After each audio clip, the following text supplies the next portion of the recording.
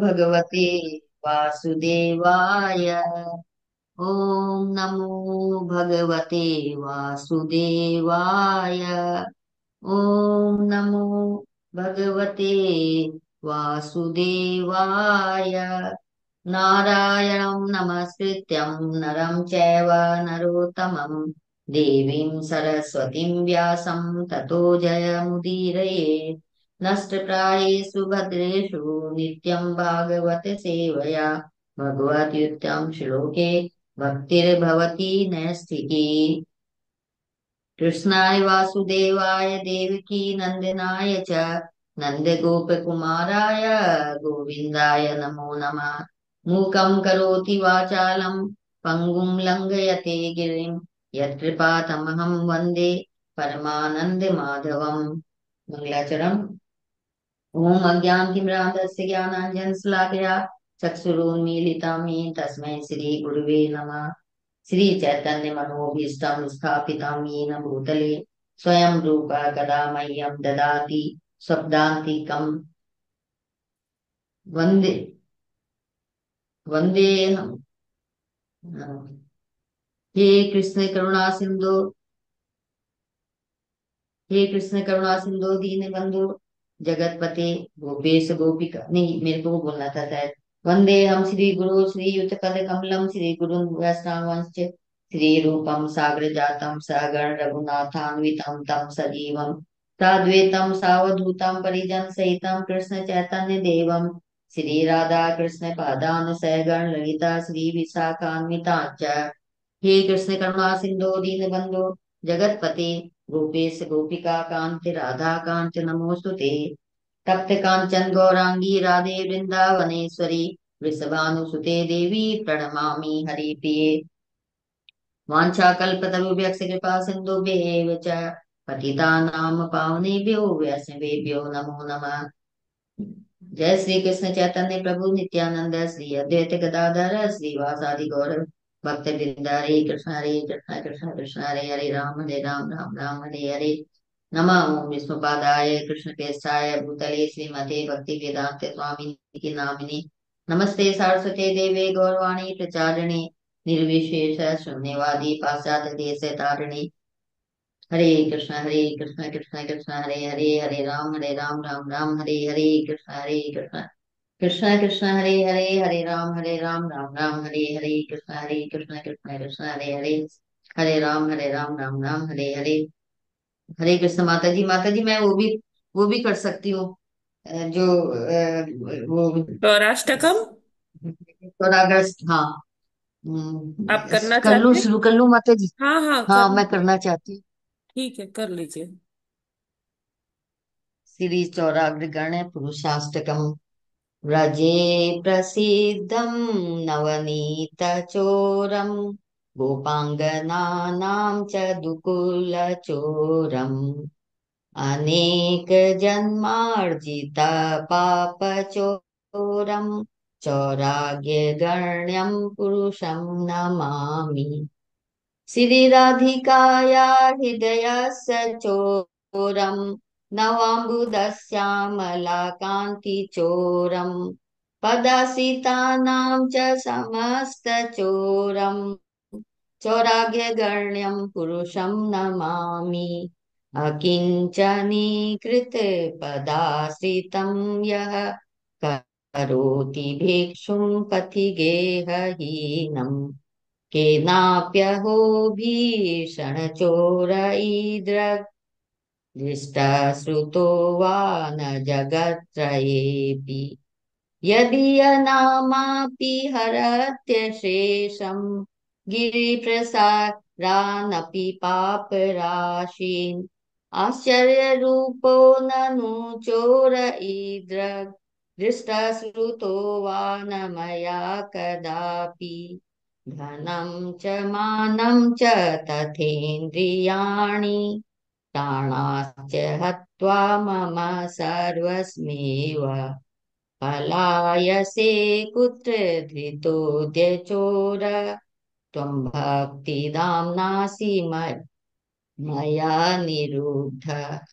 छिन्नसि घोरं यमपाशबन्धं भिन्नसि भीमं भवपाशबन्धं छिन्नसि सर्वस्य समस्ते बन्धं नैवात्मनो भक्तकृतं तु बन्धं मन्मानसे तां सराशिघोरे कारागृहे दुःखमये निबद्ध लभस्य हे चोरहरे चिराय स्वचौर्यदोषोचितमेव दण्डम् व्रजे प्रसिद्धं नवनीतचोरं गोपाङ्गनानां च दुकुलचोरम् अनेकजन्मार्जितपापचोरं चौराग्यगण्यं पुरुषं नमामि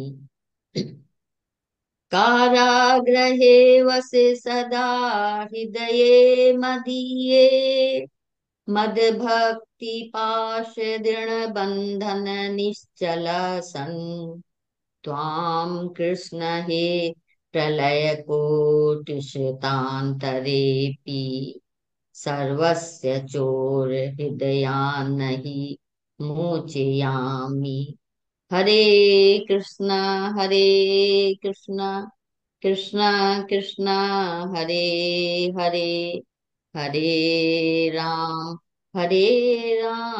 राम राम हरे हरे। हरे कृष्ण माता जी, दंडवत प्रणाम सभी भक्तों को सादर प्रणाम। जय जय जय। हरि बोल हरि बोल। बहुत सुंदर माता जी। धन्यवाद आपका।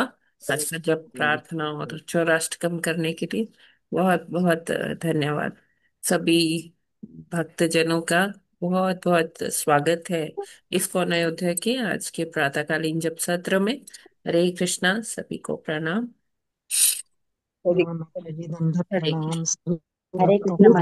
माता जी, दंडवत हरे प्रणाम। कृष्ण माता जी दंडवत हरे प्रणाम। कृष्ण माता जी, हरे दंडवत कृष्णा, हरे सभी कृष्ण को माता प्रणाम। जी, दंडवत तो प्रणाम। समय हो गया है प्रभुपाद जी के कोट का। हरे कृष्ण माता जी दंडवत प्रणाम। हरे कृष्णा माता जी, धन्यवाद प्रणाम। तो आज है 11 जुलाई। प्रभुपाद जी कहते हैं, तुमने पूछा है कि क्या यह सत्य है कि जब तक सभी शिष्य भगवत धाम नहीं लौट जाते, गुरु को भौतिक जगत में रहना पड़ता है। इसका उत्तर है हाँ, यही नियम है।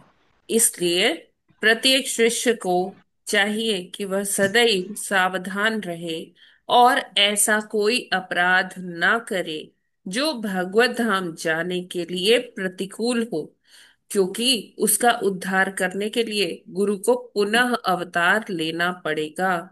इस प्रकार की मानसिकता गुरु के प्रति अपराध है। जो भी गुरु अवज्ञा करता है और गुरु के साथ अपना संबंध तोड़ता है, वह जन्म जन्मांतर तक गुरु की सहायता की अपेक्षा नहीं कर सकता। जय पताका महाराज, स्वामी महाराज जय पताका को पत्र 11 जुलाई 1969। तो ये जो परम पूज्य जय पताका स्वामी महाराज जी हैं, प्रभुपाद जी के शिष्य हैं, उनके डिसाइपल हैं। उनको प्रभुपाद जी ने पत्र लिखा था।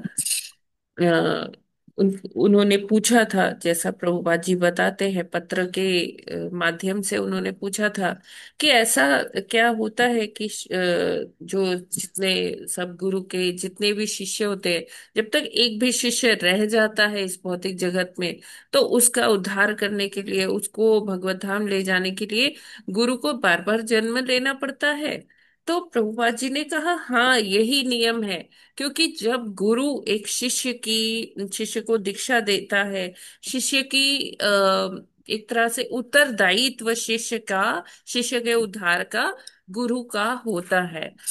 और इसके बदले में शिष्य को भी एक उत्तरदायित्व निभाना चाहिए कि वो अपने गुरु के प्रति कोई अपराध ना करे, या वैसे ही अपने से कोई अपराध ना करे, क्योंकि जो शिष्य के अपराध होते हैं वो भी गुरु को लगते हैं, है ना। तो अगर शिष्य ऐसा कुछ करता है, अपराध करता है कि जो उसको भगवत धाम जाने में कुछ बाधक है, तो फिर गुरु को बार बार, फिर जब तक वो नहीं जा पाता है भगवत धाम, तो गुरु को जन्म लेना पड़ता है उसका उद्धार करवाने के लिए।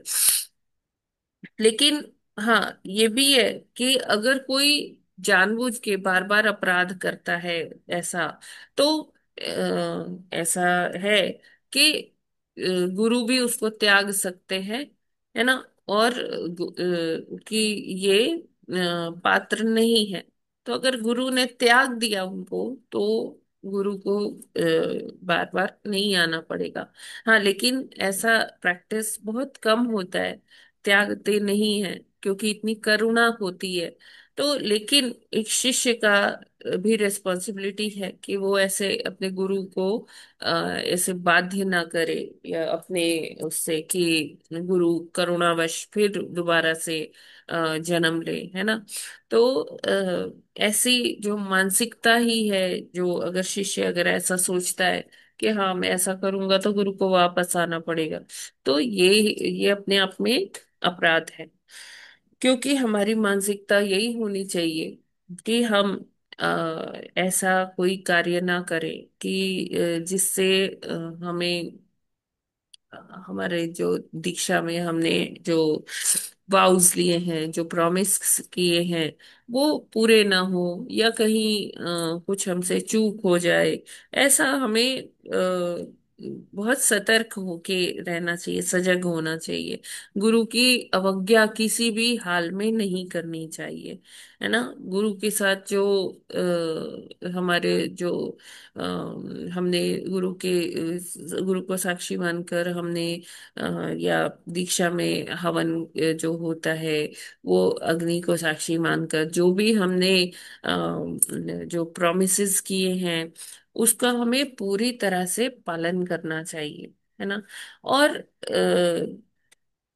जो शिष्य ऐसा नहीं करता है, तो वो फिर कभी भी गुरु की सहायता की अपेक्षा ना करे, है ना। जो कभी मतलब वो बात अलग है कि कोई परिस्थिति बस ऐसा हो जाए, लेकिन ऐसे इंटेंशनली सोच कर कि हाँ मैं ये सब नहीं कर सकता, ये नहीं करना है, तो वो फिर बहुत घोर पापी हो जाता है, और उसको ऐसे नरकों का सामना मतलब नरकों में जाना पड़ता है।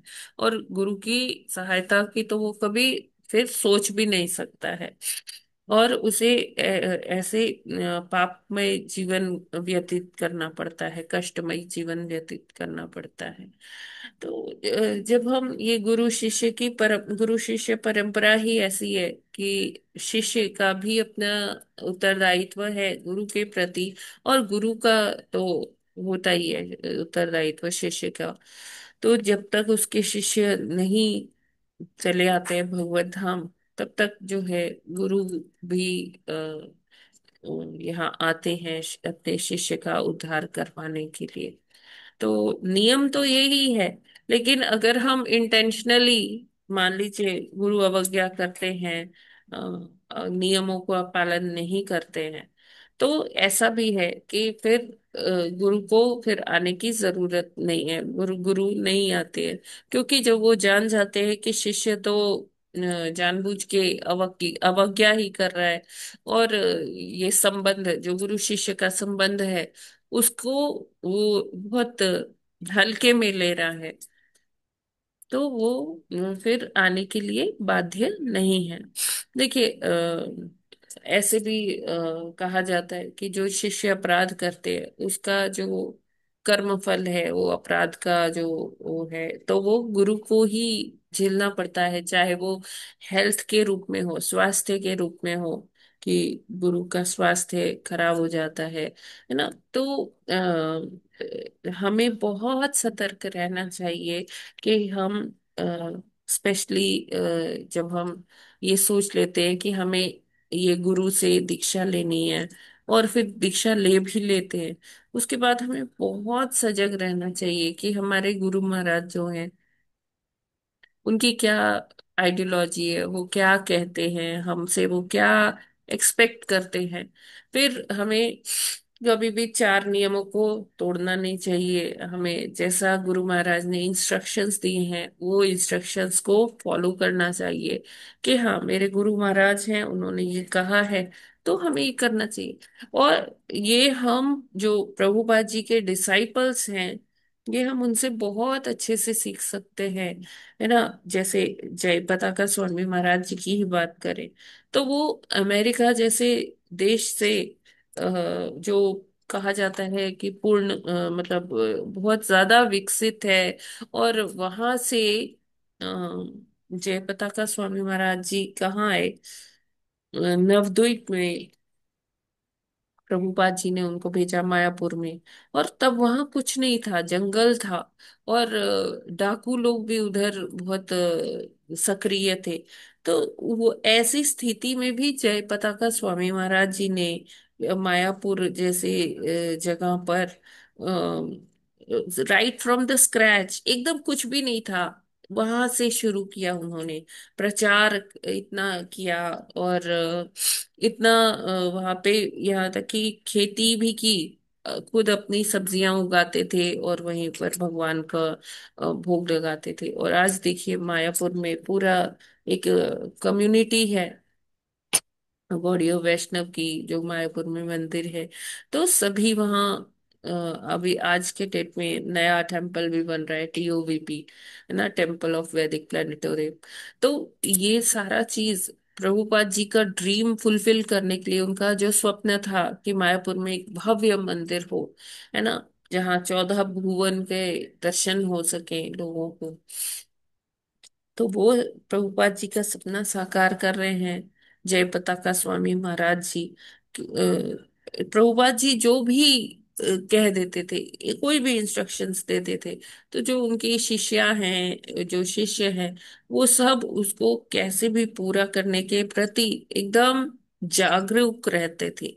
तो हमें भी वैसा ही अपने जो सीनियर जो डिवोटीज है, सीनियर वैष्णव है, उनको, उनका दृष्टांत हमें सुनना चाहिए, उनकी जीवनी हमें सुननी चाहिए। और जो अभी भी जो सभी गुरुओं के शिष्य हैं, जितने भी हमारे सीनियर अथॉरिटीज हैं, तो वो भी पूरी तरह से समर्पित हैं इस्कॉन मिशन को लेकर, और प्रभुपाद जी के दिए गए दिशा निर्देशों के लिए सभी समर्पित हैं। तो हमें अ, अपने आसपास के जो हमारे सीनियर वैष्णव हैं उनसे भी हमें प्रेरणा लेनी चाहिए कि किस तरह से गुरु शिष्य परंपरा को को शिरोधार्य रख के, उनकी जो कथन है उनको शिरोधार्य करके हमें भक्ति का पालन करना है। तो जब हम ऐसे चरित्रों को पढ़ेंगे, है ना, अपने गोस्वामियों के चरित्र को, और जो आचार्य हुए हैं उनके चरित्रों को पढ़ेंगे, हमारे जो आसपास के जो भक्त हैं हम उनसे अम, प्रेरणा लेंगे, उनके उन देखेंगे कि वो किस प्रकार कार्य कर रहे हैं, तो हमें भी ऐसी अ, जो है मानसिकता हमारी भी ऐसी होगी, हमारे मन में भी ऐसा विचार आएंगे, और फिर वो कर्म हमारे वैसे ही जो है, मतलब जो धर्मयुक्त है, और जो गुरु ने निर्देश दिया है वैसा ही हम कर्म कर पाएंगे। तो हमें बहुत सजग रहना चाहिए कि किस तरह से हम अपने गुरु महाराज जी की आज्ञा का पालन करें। और जो ये जो नियम है कि गुरु शिष्य का उद्धार करवाते हैं, तो शिष्य को भी उतना ही ऐसी मानसिकता होनी चाहिए कि हाँ मुझे गुरु के द्वारा अपना उद्धार करवाना है, तो मुझे कोई गलत कार्य नहीं करना चाहिए, मुझे केवल वैसा ही करना चाहिए जैसे मेरे गुरु महाराज जी अपेक्षा करते हैं, जो भगवत धाम जाने के अनुकूल हो चीजें, वो ही वैसा ही करना चाहिए। तो इस प्रकार क्या होगा कि गुरु शिष्य का उद्धार करवा पाएंगे। और हमें इसके लिए प्रति हमेशा सजग रहना चाहिए, हमेशा ऑप्टिमिस्टिक रहना चाहिए कि मेरे गुरु महाराज मुझसे क्या चाहते हैं। हरे कृष्णा। जगत गुरु श्रील प्रभुपाद की जय। I hope it is clear.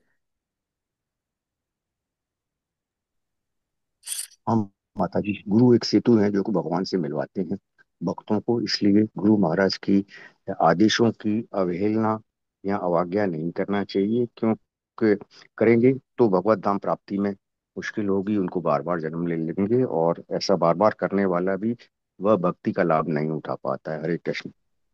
हरे कृष्ण। जी प्रभु जी। तो आज जो हम चातुर्मास लिए 27वां। हैं, आज उसका श्रावण मास है। तो श्रावण मास में जैसे कि मैंने आपको बताया कि साग, जो शाक है, ग्रीन लीफी वेजिटेबल्स हैं, वो सब हमें उससे उसका फास्टिंग करना है इस श्रावण मास में। और जी। अधिक से अधिक जप कर सकते हैं। और जो है, जो भी आपका जो प्रण है, कि जैसे अब अभी हम चौराष्टकम पढ़ रहे हैं, या आप ऐसा कुछ भी प्रण कर सकते हैं कि हाँ, ये पूरे श्रावण मास में मैं इसका पाठ करूंगी, करूंगा। तो चौराष्टकम है, जगन्नाथ अष्टकम है, और नंद नंदन अष्टकम दामोदर। है, गोपी हम्म। गीत है। और जी। दामोदर अष्टकम तो खैर कार्तिक में होता ही है ना। तो हम हाँ। ये सारे कुछ भी ऐसा प्रण कर सकते हैं कि हाँ, ये मैं प्रतिदिन ये नियम लेते हूँ कि ये मैं गाऊंगी भगवान की प्रसन्नता के लिए। और जैसा पहले हम्म। बताया था, कोई ऐसा भी हो सकता है कि आप भगवान की प्रसन्नता के लिए जो भी आपका कुछ फेवरेट है, वो आप उससे फास्टिंग कर सकते हैं, है ना। ये 4 महीने हैं। तो जैसा आपके लिए संभव हो, आप वैसा कर सकते हैं। कोई ऐसा नियम ले लेते हैं कि सूर्यास्त के बाद अन्न ग्रहण नहीं करेंगे। तो अगर आपके स्वास्थ्य के लिए अनुकूल हो, तो ऐसा कर सकते हैं। कोई जरूरी नहीं है। देखिए, सबसे अच्छा है कि हम ऐसा व्रत ले कि हम निंदा नहीं करेंगे, हम झूठ नहीं बोलेंगे। ये सारे व्रत भी बहुत उच्च कोटि के व्रत माने गए हैं। तो हम इस टाइप का कोई व्रत करें कि जिससे हमें हमारी जो तपस्या है, जो हमारा संकल्प है, दृढ़ता है, वो बढ़ पाए। ऐसा ऐसा व्रत भी ले सकते हैं। अपने स्वास्थ्य का पूरा ध्यान रखिए, क्योंकि ये शरीर अगर ये साधन नहीं होगा, तो हम कैसे भक्ति करेंगे, और भगवान जो साध्य हैं हमारे, हम उनकी प्राप्ति कैसे करेंगे। तो अपने स्वास्थ्य का पूरा ध्यान रखिए। जो मेडिसिन लेनी है, आप वो मेडिसिन लीजिए, जो आपको जैसे आपका दिनचर्या है, अगर आप उसमें कुछ ऐसा चातुर्मासी के लिए कुछ करना चाहते हैं, तो पहले अपना स्वास्थ्य देखिए, उसके अनुकूल होके जो आप कर सकते हैं वो आप करिए। नहीं तो चैंटिंग सबसे बढ़िया है। आप जितना जप कर पाए, वो सबसे उत्तम है। हरे कृष्णा। ठीक है। हरे कृष्ण माता जी। जी माता जी। हरे कृष्ण माता जी, एक प्रश्न मेरे से हरे कृष्णा। है। हरे कृष्णा। हरे जी कृष्ण माता माता माता जी। जी, जी। कृष्णा माता हाँ, जी दंडवत प्रणाम। जी जी, हरे कृष्णा। तो तो आज माता जी हम लोग यहाँ पर भी करेंगे ना, ये सारे वगैरह यहाँ पर बारी बारी से करेंगे ना। हाँ, वो तो बोला ही। जी।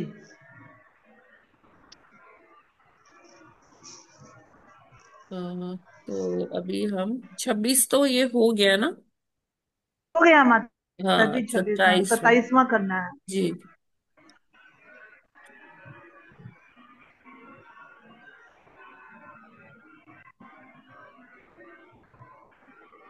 जी। यस माता जी, पढ़िए। 27वां श्लोक।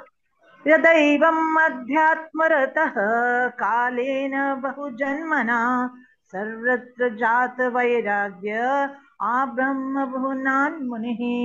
हरे कृष्णा। हरे कृष्णा। अदैवमध्यात्म रतः कालेन बहुजन्मना सर्वत्र जात वैराग्य आवृहय भुवना भुवनान मुनि। हरे कृष्णा। हरे कृष्णा, सभी को दंडवत प्रणाम। यदा एवम् अध्यात्मरतः कालेन बहुजन्मना सर्वत्र जात वैराग्यः आब्रह्मा भुवनात् मुनि। हरे कृष्णा। हरे कृष्णा।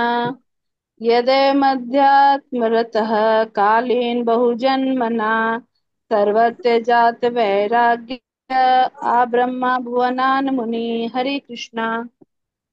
हरे हरे कृष्ण। कृष्ण।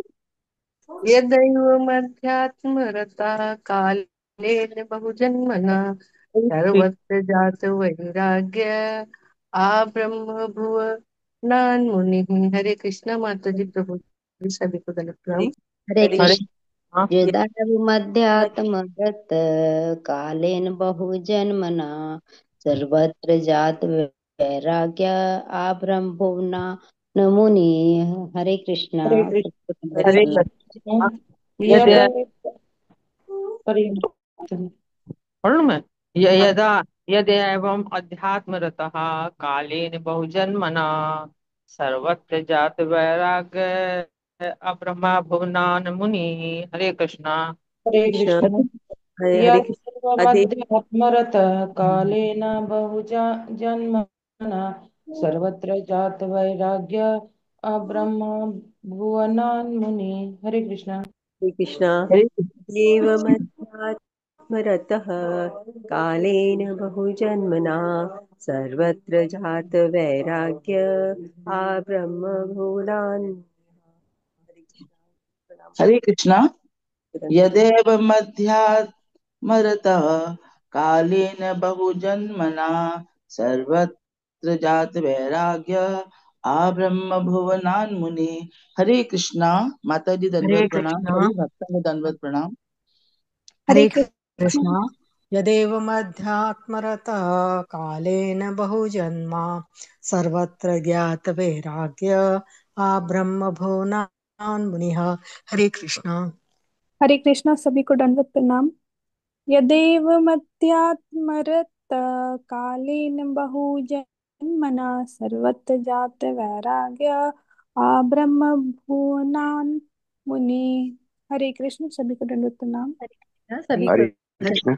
यदा हरे कृष्णा। यदेव मध्यात्म हरे रतः कृष्णा। कालेन यद बहुजन्म सर्वत्र जात वैराग्य आब्रह्य भुव नाम मुनि। हरे कृष्ण। हरे कृष्णा। हरे यदेव कृष्णा। मध्यात्म रतः कालेन बहुजन्मना सर्वत्र जात वैराग्य आब्रह्म भुवनान् मुनिः। हरे कृष्णा। हरे कृष्णा। यदैव मध्यात्मरतः कालेन बहुजन्मना सर्वत्र जातवैराग्य ब्रह्मा भुवनामुनि। हरे कृष्णा। हरे सभी कृष्ण। माता। यदा एवमध्यात्मरतः कालेन बहुजन्मना सर्वत्र जात ब्रह्म भुवनात् मुनि। हरे कृष्णा। सभी को दंडवत प्रणाम। हरे कृष्णा। यदेव मध्यात्मरतः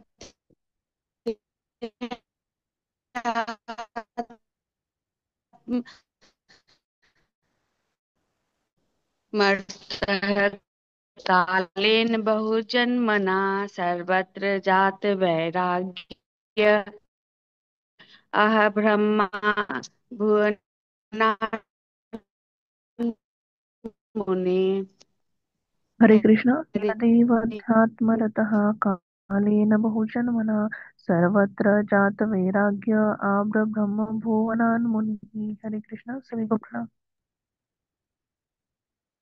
माता जी आज पढ़े माता जी आज शब्दार्थ पढ़े। पढ़े माता जी आज।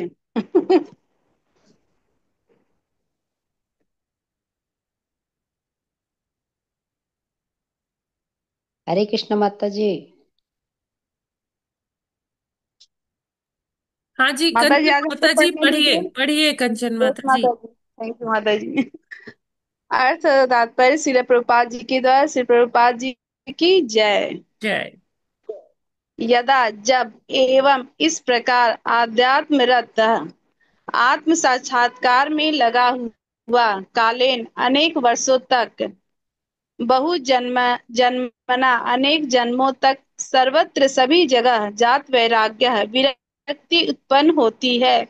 आ ब्रह्मा भुवनात् ब्रह्मलोक तक मुनि विचारवान व्यक्ति मनुष्य जब इस तरह अनेकानेक वर्षों तथा अनेक जन्मों तक भक्ति एवं आत्म साक्षात्कार में लगा रहता है तो उसे कभी भी लोक में, यहाँ तक कि सर्वोच्च लोक ब्रह्मलोक में भी भोग से पूर्ण विरक्ति हो जाती है और उसमें चेतना पूर्णतया विकसित हो जाती है।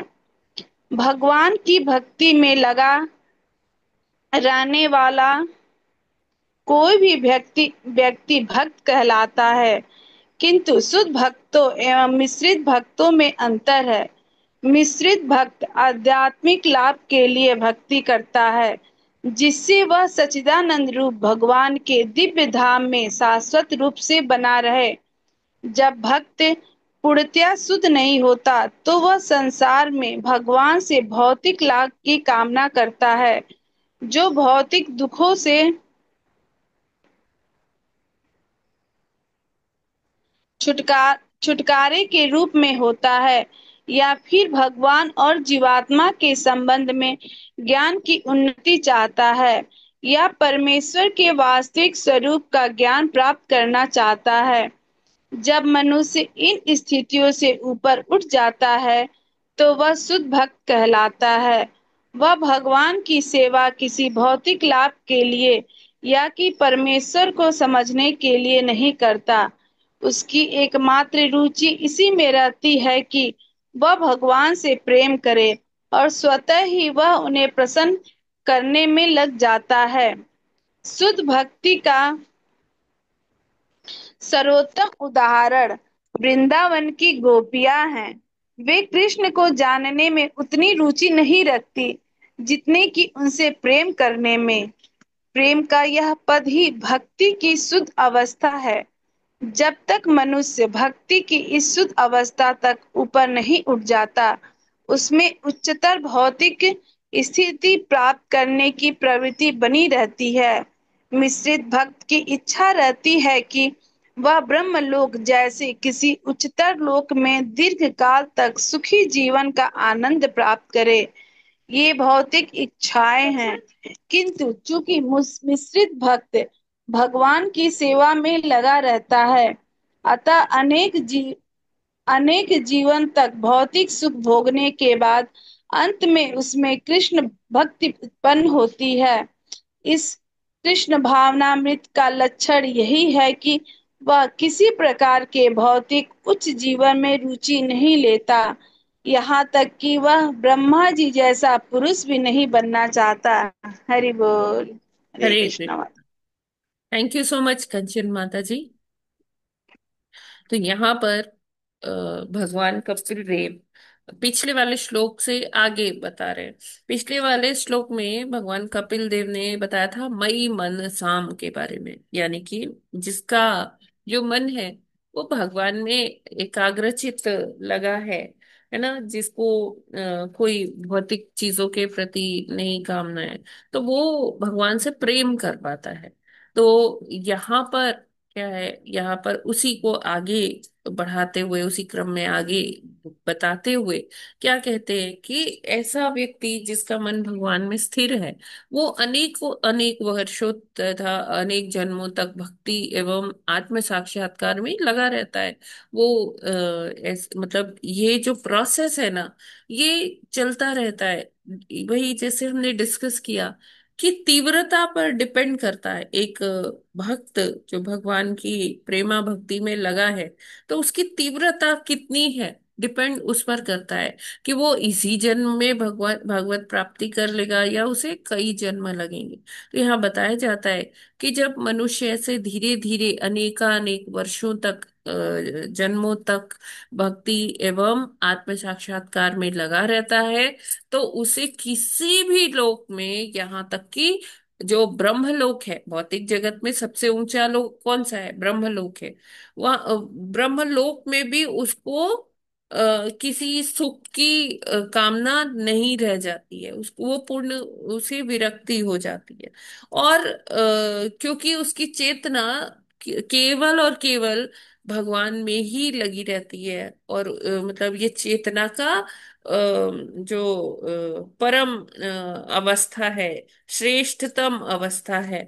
तो ऐसी चेतना के साथ जब कोई व्यक्ति भगवान का भजन में ही लगा रहता है, भगवान में ही उसका चित्त रमण करता रहता है, तो वो मिश्रित भक्ति के स्तर से वो शुद्ध भक्ति के स्तर पर पहुंच जाता है, तभी ऐसा हो पाता है। तो जैसे यहाँ बता रहे कि मिश्रित भक्ति का मतलब है कि ठीक है, वो भगवान की सेवा तो कर रहे हैं, नो डाउट वो भगवान की सेवा कर रहे हैं, और भगवान की सेवा करने से वो सुकृति भी उनको मिल रही है धीरे धीरे। लेकिन अभी भी उनके मन में भौतिक कामनाएं हैं कि मेरा घर बन जाए, मेरा मेरे बच्चे सेट हो जाए, ये वाली कामनाएं हैं उनके अंदर। सेवा तो कर रहे हैं भगवान की, लेकिन अभी मिश्रित भक्त है ना, उनको अभी भौतिक लाभ की भी कामना है। लेकिन जब ऐसा करते करते उनकी चेतना इतनी शुद्ध हो जाती है भगवान की सेवा करते करते, तब फिर वो किसी भौतिक चीज के लिए उनकी आसक्ति जो है एकदम पूर्णतः समाप्त हो जाती है, और वो केवल भगवान को प्रेम करना चाहते हैं। जैसे यहाँ लिखा है कि भगवान को, परमेश्वर के बारे में समझने का इतना मन नहीं है जितना उनसे प्रेम करने का है लालसा। तो समझना, अब देखिए भगवान जो इतने सर्वशक्तिमान हैं, उनकी लीलाएं कई बार हमें समझ में नहीं आती हैं, है ना। जब हमें जैसे बताया जाता है कि भगवान ऐसे 16,108 रानियां थी उनकी, पत्नियां थी उनकी, या कहा जाता है कि वृंदावन धाम जो है उनके मन से के अनुसार जो है अपने को कस्टमाइज कर लेता था। जैसे भगवान का मन है कि किधर ब्रज में ही एक जगह से दूसरी जगह जाने का, तो वृंदावन धाम जो है एक कमल के समान है। जब हमें ऐसी ऐसी बातें बताई जाती है ना, तो हमारी बुद्धि चकरा जाती है कि ऐसा कैसे हो सकता है, हम अपनी भौतिक बुद्धि से इतना समझ नहीं पाते।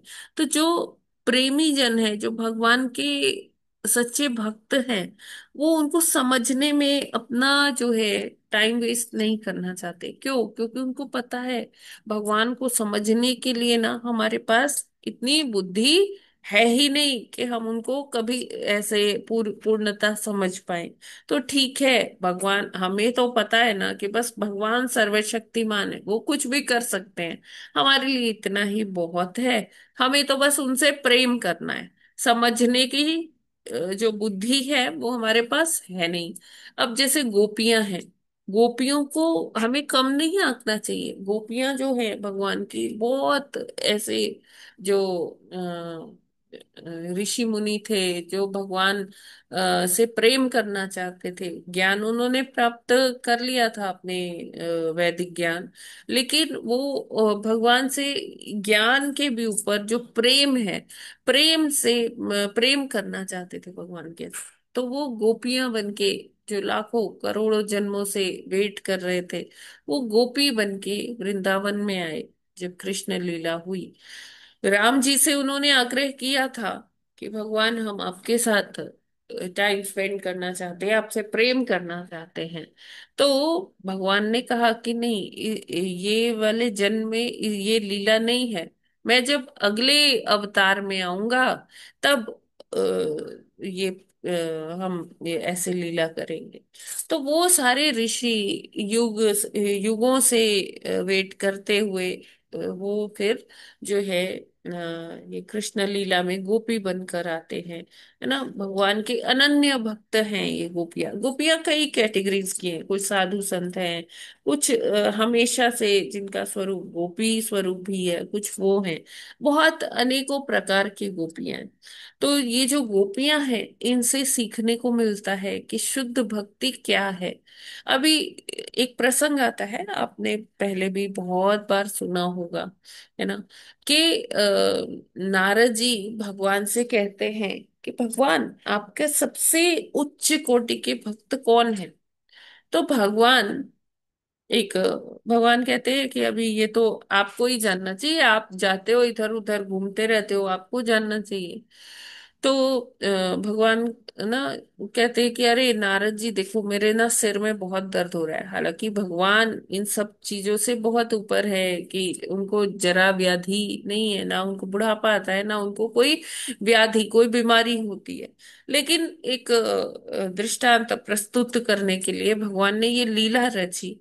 और ये लीला में उन्होंने नारद जी को क्या बोला कि नारद मेरे सिर में बहुत दर्द हो रहा है। तो नारद जी कहते हैं अरे भगवान, मैं आपका सिर दर्द मिटाने के लिए, आपका कष्ट मिटाने के लिए क्या कर सकता हूँ, आप मुझे आज्ञा दीजिए। तो भगवान कहते हैं कि मेरे सिर का दर्द तो तभी मिटेगा जब कोई मेरा शुद्ध भक्त अपने चरणों की धूली मेरे माथे पर लगाने के लिए देगा। तो नारद जी कहते हैं कि अरे भगवान, ऐसा कौन करेगा। बोले जाओ तुम जिनके पास भी उचित समझो, जाओ और मेरे लिए ना मेरे शुद्ध भक्त के चरण की धूली लेकर आओ। तो नारद जी सबसे पहले जाते हैं ब्रह्मलोक में। कहते हैं कि पिताजी, भगवान ने, नारायण ने ना वो मंगवाए है आपके चरणों की रज। कहते हैं भगवान ने मेरे चरणों की रज मंगवाई है, ऐसा कैसे हो सकता है, मैं नहीं दूंगा। ये उनके बहुत सिर में दर्द हो रहा है, वो अपने सिर का दर्द मिटाने के लिए बोले हैं कि मेरे जो शुद्ध भक्त है वो अपने चरणों की धूल दे देगा तो मेरा दर्द मिट जाएगा। तो ब्रह्मा जी एकदम भगा देते हैं नारद जी को कि चलो यहाँ से जाओ, मुझे तुम पाक का भागी बनाना चाहते हो, निकलो यहाँ से। तो फिर नारद जी सोचते हैं अब कहाँ जाया जाए। फिर वो कैलाश जाते हैं भगवान शिव के पास, तो माता पार्वती के पास। तो कहते हैं, यही बात बताते हैं कि भगवान के सिर में बहुत दर्द हो रहा है, और उन्होंने बोला है कि मेरे शुद्ध भक्त के चरणों की धूली अगर मिल जाए तो वो मैं अपने माथे पर जब लगाऊंगा तो उससे मेरा सर दर्द ठीक हो जाएगा। तो शिव जी भी उनको कहते हैं कि अरे नारद, कौन से जन्म की दुश्मनी आप में से निकाल रहे हैं। हाँ, कि हम अपने चरणों की धूल भगवान के माथे पर लगाने के लिए देंगे? ना ना ना ना ना, ऐसा तो घोर पाप है, ये हमसे नहीं होगा।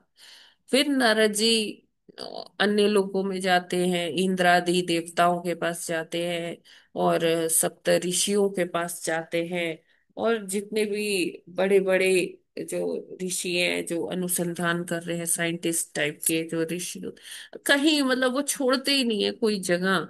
तो फिर लौट आते हैं वैकुंठ। कहते हैं भगवान, जो है सॉरी, कृष्ण भगवान जी के पास। तो कहते हैं कि भगवान जी, अभी कोई तो तैयार नहीं है ये सब करने के लिए, चरण धूलि देने के लिए। तो भगवान कहते हैं कि अच्छा ठीक है, अब तो तुम ब्रज गए क्या। कहते ब्रज में तो कोई साधु संत इतना मेरे को दिखा नहीं उच्च कोटि का, तो इसलिए मैं ब्रज नहीं गया। कि एक बार ब्रज जाके देखो, वहाँ बहुत सरल लोग रहते हैं। हाँ, साधु संत नहीं है लेकिन बहुत सरल लोग रहते हैं वहां पर। तो किसी से पूछ के आओ ना।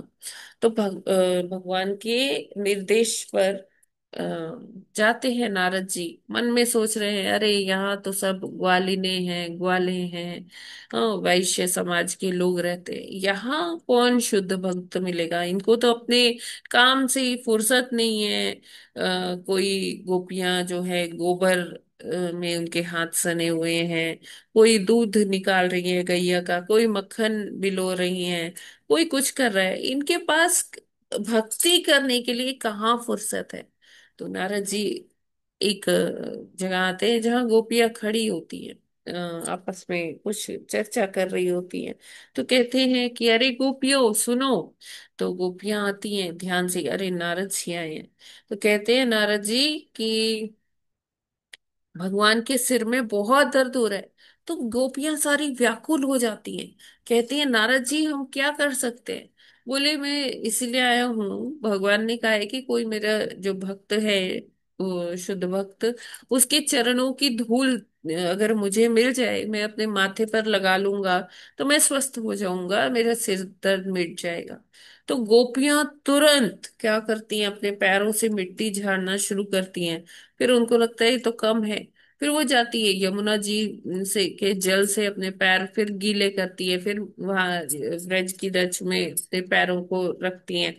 तो इस तरह से ना वो कर करके मतलब अपने जो चरण की रज लग गई है, वहां वो रज को का पहाड़ बना देती है। कहती है अच्छा नारद जी आप लेते जाइए इसे।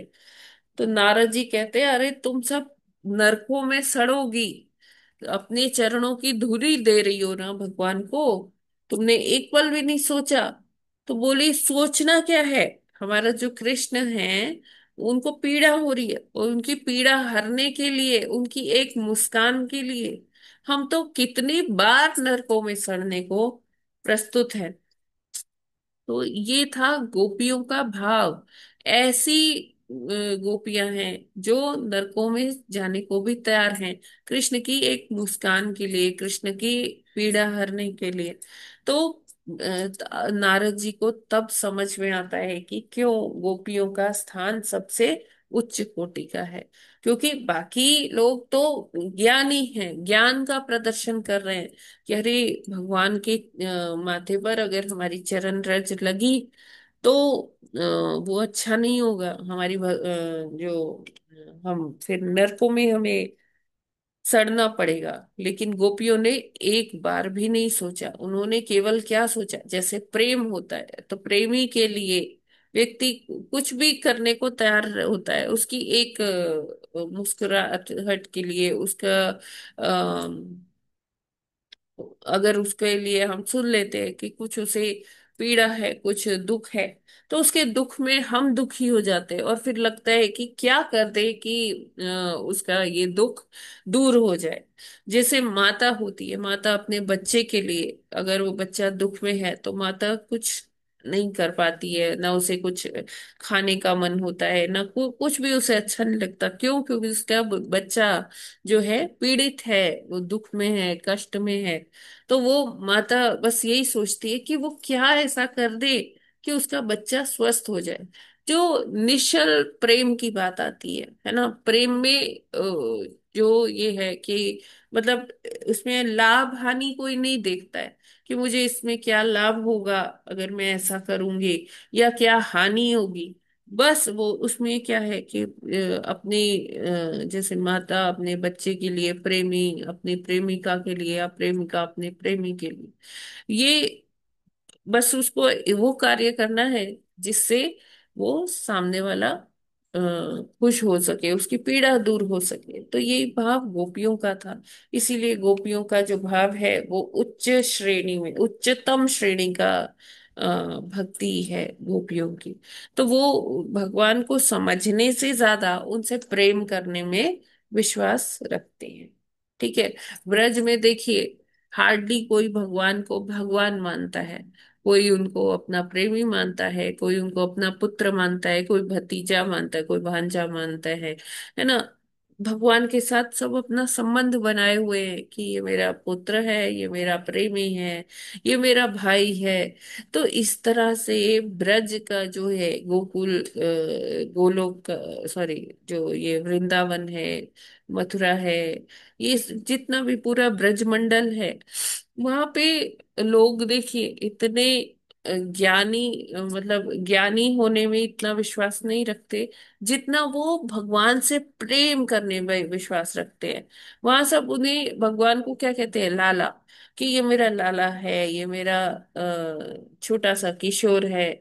सब उनको पैम्पर करते हैं, जैसे बच्चे को पैम्पर करते हैं उस तरह से गोपियां उनसे प्रेम करती है, उनसे इतना लड़ती है, बात बात में उनसे लड़ती हैं, है ना। और भगवान भी उनके साथ जो है इस तरह से व्यवहार करते हैं। तो ये जो व्यवहार, भगवान को अपनापन चाहिए, उनको प्रेम चाहिए, है ना। तो वो प्रेम के खातिर ये लीलाएं भी करते हैं। हाँ, लीलाओं का और भी मकसद होता है, लेकिन वो जो मेन जो भगवान का है वो प्रेम पाना है। तो गोलोक वृंदावन में भी भगवान कोई ऐसा ऑफिशियल कार्य नहीं करते, उसके लिए उन्होंने अपना एक्सपेंशन बनाए हैं। नारायण है, कानोदक्षाई विष्णु है, क्षीरोदक्षाई विष्णु है, गर्भोदक्षाई विष्णु है, वो सब काम करते हैं। लेकिन भगवान जो है ना, वो चैन की बंसी बजाते हैं, वो गोपियों के साथ खेल खेलते हैं यमुना जी के तट पर। गोपियों के साथ वो रास करते हैं, अपनी मैया के साथ वो अलग अलग लीलाएं करते हैं, नंद बाबा के साथ वो वार्तालाप करते हैं, उनके साथ अनेकों लीलाएं करते हैं। तो इस तरह का जो भक्ति है, वो श्रेष्ठतम भक्ति बताई गई है, जो भक्त और भगवान का एक अटूट संबंध दर्शाता है। और इसमें भौतिकता की कहीं कोई परछाई तक नहीं है, है ना। किसी को सब कृष्ण की के लिए कुछ भी करने को तैयार है, उसके बदले में उन्हें क्या मिल रहा है उसकी उन्हें परवाह ही नहीं है, ठीक है ना। क्योंकि वो बस सिर्फ प्रेम करना जानते हैं। तो जो ब्रज के वासी हैं, वो उनकी भक्ति श्रेष्ठतम बताई गई है। ब्रजवासियों में भी गोपियों की जो भक्ति है वो श्रेष्ठ बताई गई है। हरे कृष्णा। जगत गुरु श्रील प्रभुपाद की जय। इसमें कोई प्रश्न, आप लोग का कोई टिप्पणी? हाँ माता जी, गोपियां तो हजारों जन्म तक भगवान से मिलने की कोशिश कर रही थी प्रेमा भाव के कारण, लेकिन गोपियों के रूप में वो आए, वो जी। तो लेकिन हम लोगों में से बहुत सारे ऐसे थोड़ी हैं कि जो जन्म जन्मांतर से वेट कर रहे हैं कि कोई ऐसा होगा कि प्रेमा भाव दिखाने का होगा। तो भगवान ने कहा है कि ना तो कोई भौतिक इच्छा हो, ना कोई आध्यात्मिक इच्छा हो, तो वो शुद्ध भक्ति होगी। भौतिक या आध्यात्मिक इच्छाएं होंगी तो वो भौतिक नहीं होगी। हाँ। लेकिन माता जी, ये तो बड़ा कठिन है ना। जो आध्यात्मिक आज के युग में भक्ति कर रहे हैं, जैसे हम ही लोग हैं, तो कहीं ना कहीं तो ये स्ट्रांग फीलिंग होती है ना कि आध्यात्मिक लाभ प्राप्त करके भगवान के धाम जाएंगे। हम्म। लेकिन इस तरह की भक्ति जो है मिश्रित भक्ति बताई गई है। और मिश्रित भक्ति में ये बताया गया है कि कई जन्म जन्मांतर जो है आत्म साक्षात्कार की कोशिश करते रहो, और अनेक जन्म जन्मांतर के बाद अल्टीमेटली भगवान की प्राप्ति होती है। तो अब सिर्फ ये भाव डेवलप करना कि प्रेमा भक्ति हो, एक बहुत ही कठिन काम है।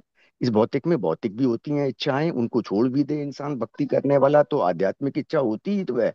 फिर अल्टीमेटली जैसे प्रभुपाद जी ने कहा है कि एक ही जन्म में हरि नाम का वो करो तो इस कलयुग में उद्धार हो जाता है। कैसे आसानी से संभव है? हरे कृष्ण। देखिए, ये ऐसे आसानी से संभव है कि प्रभुपाद जी ने इसीलिए ये इस तरीके का बनाया है, व्यवस्था बनाई है। तो वो संभव है, अगर प्रभुपाद कह रहे हैं तो वो हमें ट्रस्ट करना चाहिए, वो बिल्कुल संभव है। क्योंकि जब हम कथा सुनते हैं, अपनी पूरी दिनचर्या हमारी जो है भगवान पर ही केंद्रित है। चाहे हम सुबह उठने के बाद जप करते हो, चाहे जप करने के बाद जब हम भागवतम पढ़ते हैं, इवन प्रसाद पाते हैं, या हम कहीं कोई सेवा करते हैं, उसका उद्देश्य क्या है? भगवान से प्रेम हो जाए, वो ऐसा प्रेम हो जाए कि आंखों से उनके लिए अश्रु गिरने लग जाए, है ना। तो ये प्रेम तभी डेवलप होगा, तभी विकसित होगा, जब हम प्रभुपाद जी की बनाई हुई व्यवस्था के अंतर्गत कार्य करेंगे। और अगर हम उसमें कहीं अपनी बुद्धि लगा रहे हैं, अपना लाभ हानि देख रहे हैं, तो निश्चित ही जैसा आपने कहा कि जन्म जन्मांतर लग जाएंगे। तो अभी ठीक है, हमारी मिश्रित भक्ति है, लेकिन अगर हम प्रभुपाद जी की बनाई हुई सिस्टम का, उनकी बनाई हुई व्यवस्था का पूर्णतः पालन करेंगे, तो निश्चित ही वो कामनाओं के ऊपर जाकर हम भगवान से प्रेम कर पाएंगे और इसी जन्म में जा पाएंगे। प्रॉब्लम कहाँ आती है? जब हमें डाउट होने लगता है प्रभुपाद जी की वाणी पर, प्रभुपाद जी के निर्देशों पर, है ना।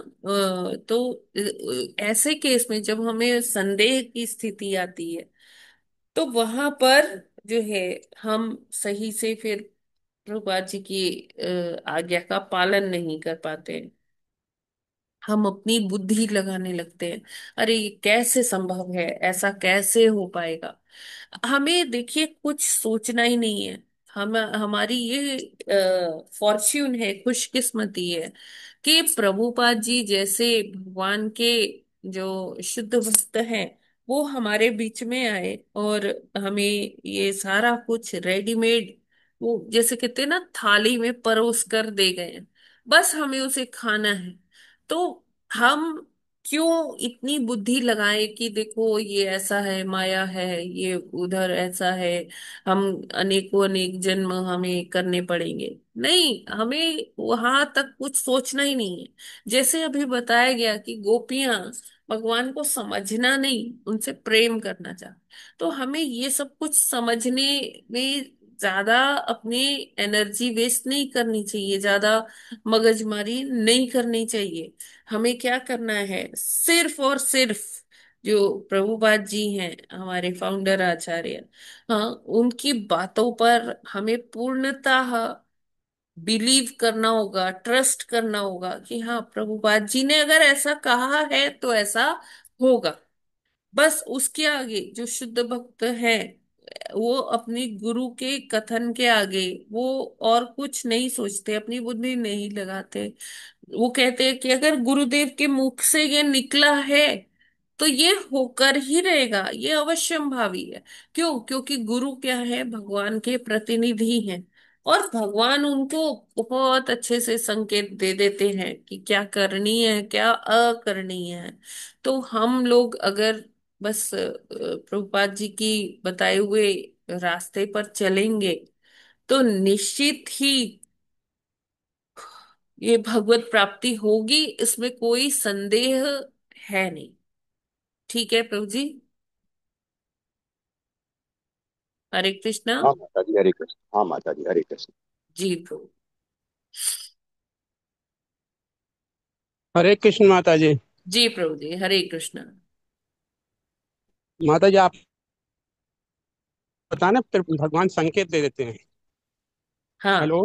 हाँ जी जी। अभी आपने बताया ना, भगवान संकेत देते हैं। तो एक दिन आपसे मैंने पूछा था ना, गायत्री जी। मंत्र उसके बारे हाँ में। हाँ जी। तो मेरे को भी अंदर से इशारा हुआ, गायत्री मंत्र तभी करना चाहिए जब आप हरे कृष्ण मार्ग में कोई चीज रुकावट ना हो। जैसे कोई चीज ध्यान आ जाता है बाहर का, भौतिक वाला, जब तो वो हाँ। आता है तो उसको गायत्री मंत्र नहीं लेनी चाहिए। हाँ जी। ऐसा उन्होंने इशारा किया है। अच्छा। तो जी। ये पहले आपको ये हरे कृष्ण मंत्र शुद्ध करके फिर गायत्री मंत्र करना है। यस प्रभु जी, बिल्कुल। हरे कृष्ण माता ठीक जी, है एक माता क्वेश्चन जी, थोड़ा सही है सा। क्या है गलत है? नहीं, सही है प्रभु जी, सही है। हरे बिल्कुल, कृष्ण माता जी, जब हम दंडवत प्रणाम। परिपक्व हो जाए, है ना, जो नाम अपराध ना करें उसके बाद गायत्री करेंगे तो सच में या जैसे गुरु के द्वारा दिया गया है तब वो सिद्ध होता है। अपने आप से करेंगे तो वो सिद्ध नहीं होता है। ठीक है। हरे कृष्णा। क्योंकि हरे कृष्ण माता गायत्री अपने अपने गुरु के द्वारा जब दी जाती है तो वो तभी जी। उसकी, मतलब अभी वो उसको सिद्धि, सिद्धि से मेरा मतलब है तभी वो उसका सच में हम सही में वो चैंट कर पाएंगे पूर्ण श्रद्धा से। ठीक है माता जी, दंडवत प्रणाम। धन्यवाद, प्रणाम प्रभु जी। यस डॉक्टर जगत्यानी प्रभु जी, आप कुछ बोल रहे थे क्या? हाँ माता जी, जी। भगवान कपिल ने जो है मेनली जो बताया भक्ति का तरीका, वो सांख्य योग के आधार पर हाँ। और वो था, और अधिकतर उसमें ध्यान पर केंद्रित किया गया था। अब देहूती माता जिनको कि साक्षात दर्शन हो गए थे भगवान के, कपिल देव के, तो भगवान के साक्षात दर्शन भी हो गए और भगवान ने उनको सब कुछ बताया भी कि किस तरह से मुक्ति या भगवत प्राप्ति की जाती है। हाँ। तो अब जिसको भगवान की प्राप्ति हो जाए, और ध्यान दोनों में ही आता है, चाहे वो योग हो चाहे वो भक्ति हो, तो ध्यान के द्वारा जब उन्होंने सारी शिक्षाएं लेके प्राप्त की, तो एंड में भगवान के जब उन्होंने दर्शन ही कर लिए, उनके पुत्र थे, हम्म। तो भगवत प्राप्ति होनी चाहिए थी उनको, हम्म। परंतु वो ब्रह्म में लीन हुई थी। ऐसा क्यों?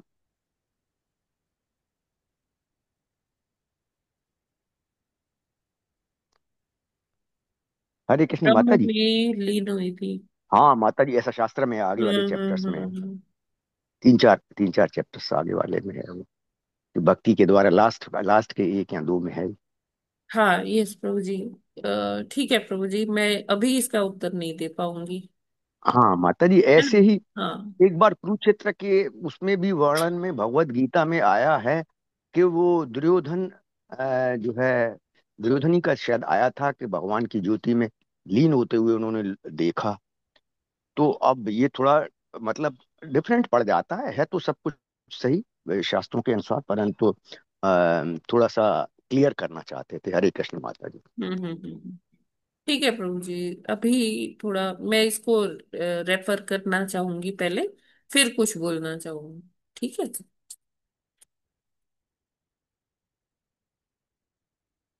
हरे कृष्ण माता जी। जी जी जी। क्योंकि ऐसे बोलना सही नहीं होगा, पहले देखना पड़ेगा प्रभु जी। हाँ। क्या आप ये प्रश्न मेरे को मैसेज कर देंगे प्रभु जी? हरे कृष्णा। हाँ माता जी, कर दूंगा। ठीक। जी, और कोई प्रश्न? माता जी, इसकी क्लैरिटी हम सभी भी सुनना चाहेंगे, हाँ हम जो हाँ, तो प्रश्न सभी को ही हाँ बताऊंगी, जी। तो इसीलिए मैंने प्रभु जी से कहा कि मेरे को ये प्रश्न जो है एक बार मैसेज कर दीजिएगा, कहीं मेरे ध्यान से निकल जाए। जी माता जी, हरे है? कृष्ण। हाँ जी। हरे कृष्णा माता जी। ठीक है। यस, और कोई प्रश्न? हरि बोल। हरे कृष्ण माता जी, सादर प्रणाम। प्रणाम माता जी। हरे कृष्णा। माता जी, प्रश्न तो नहीं है, बट जो अम, नारद जी थे वो खुद भी इतने शुद्ध भक्त थे, लेकिन जब कान्हा जी ने कहा मुझे सरदर्द के लिए भक्त कर, उनको ये स्ट्राइक नहीं हुआ कि मेरा भक्त, मेरा भी तो धूल वो हो सकता है। उनको भी यही ख्याल आया कि मुझे पाप का भागी बनना पड़ेगा, नरक में मैं देखिए, जो जाऊंगा। शुद्ध भक्त होते हैं ना, वो कभी अपने आप को श्रेष्ठ नहीं समझते, है ना? हाँ, हम्म। उसके अंदर ये था, मतलब क्योंकि ये एक बार पहले भी हो चुका था। वो समझते थे कि मैं भगवान का सबसे अच्छा भक्त हूँ, मैं नाम ले लेता हूँ, मैं ये करता हूँ, तो हम्म। भगवान ने उनका अहंकार पहले ही तोड़ा था, तो शायद इसलिए अभी वो ऐसा नहीं कह पा रहे हैं। अच्छा, वो सब तरफ घूमते रहे, लेकिन हाँ, तभी के है ना? तभी उसका। जी जी। और एक बात, माता जी, कल आप जो आपने बोल रहे थे ना, वो एक वो कथा में वो जो एक स्नेक जो 18 दिन तक झाड़ियों में था, तो हाँ उन्हीं का उनको वो मिला था। माता हाँ। जी, वो कथा प्लीज आप बताइएगा एक बार, वो मैं कोरिलेट नहीं कर पाई। वो ऐसा था भीष्म जी के लिए कि था ना? हाँ, भीष्म देव जी ने अपने पुराने कभी बहुत पुराने टाइम में, जन्म में, उन्होंने एक सर्प को जो है, ऐसे सर्प जा रहा था, तो उन्होंने सर्प उठाया और उसको जो नागफनी का पौधा होता है, उसमें बहुत कटीला होता है वो, उसके जी ऊपर जी। वो सांप को फेंक दिया। तो वो सांप जो है वो धीरे धीरे तिल तिल करके उसको कष्ट होता गया और फिर 18 दिनों के बाद उसने प्राण त्यागे, ऐसा वर्णन आता है माता जी। अच्छा, वो अब बिना बात के 18 मतलब दिन ओपन ही किया थे। था उनको? मेरे को ये नहीं पता क्लियर है कि 18 ही दिन थे या और भी ज्यादा दिन थे। अच्छा, वो जानबूझ के ऐसा फेंक दिया था हाँ अपन हाँ हाँ। शेफले जी में? जी जी। ओके। हरे अच्छा अच्छा, कृष्ण ठीक है। माता जी। हाँ जी माता जी। हरे हरे हाँ कृष्णा माता माता जी। जी, जो मैंने पढ़ा था ना, वो ऐसा हम्म। था कि रथ पे अपने जा रहे थे, अपने भीष्म पिता में जो है हाँ अपने किसी जन्म में, तो जी। जा रहे थे, तो उनके रथ के आगे सांप आया था। तो उन्होंने कहा सांप कुचल ना जाए, इसलिए उठ के उन्होंने सांप को उठाया और साइड में अच्छा। फेंक दिया।